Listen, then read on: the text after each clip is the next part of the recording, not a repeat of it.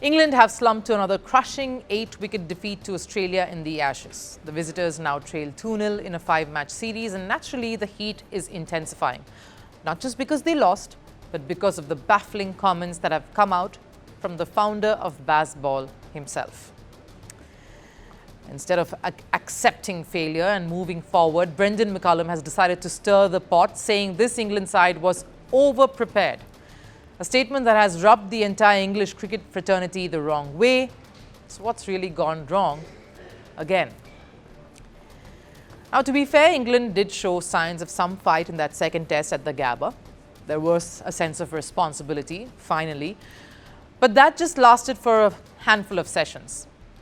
Joe Root shut critics up with his first 100 on Australian soil. Brydon picked up 4 important wickets.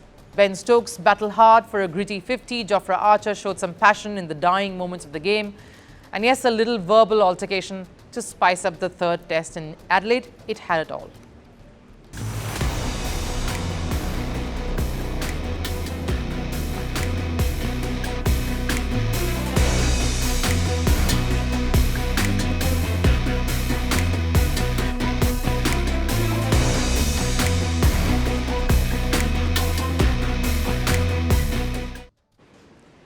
But it's as if muscle memory prevails every single time, a muscle memory that has been inculcated now in this England squad for 4 years.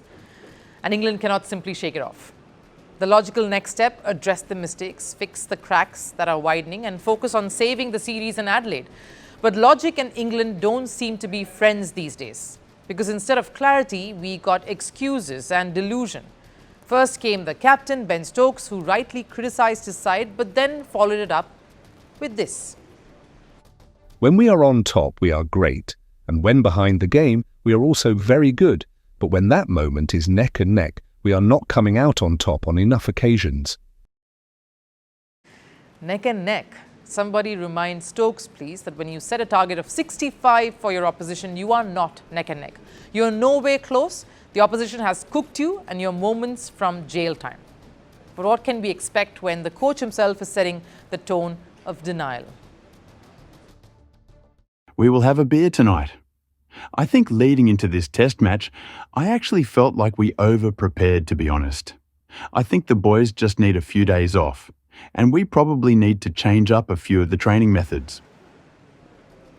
Over-prepared, says Baz, coming from a side that didn't even send their first team for a 2-day practice game before the Gabba test.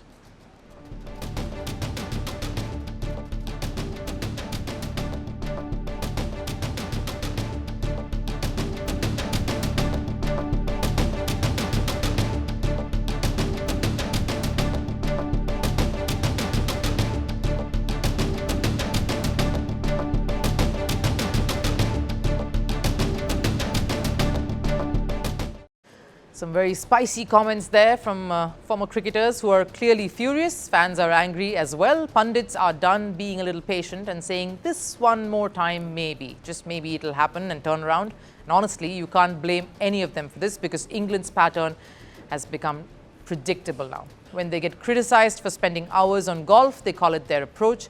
When they get criticized for lack of practice, they brand it as too much training.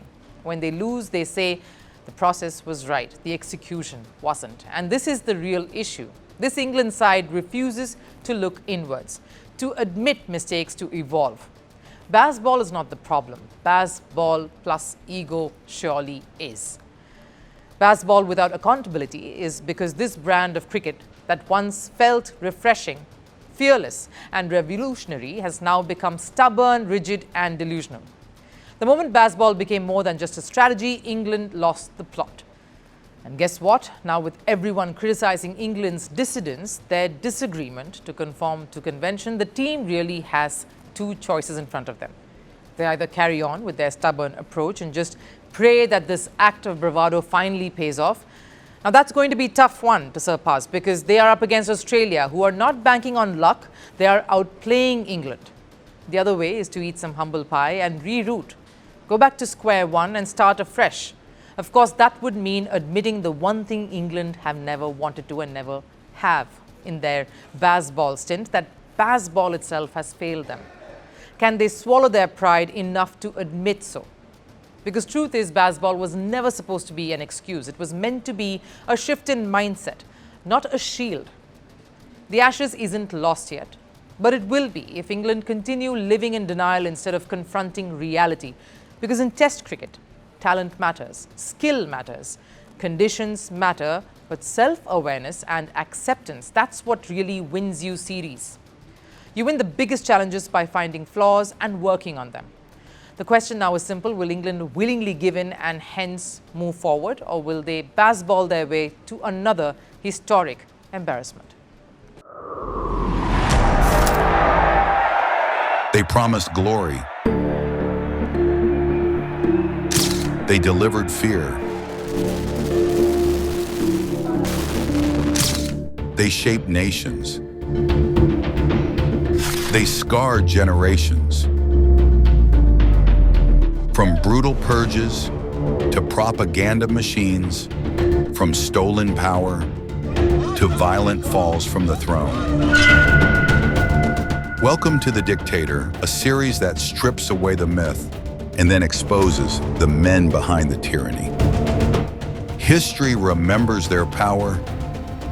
Firstpost reveals their truth.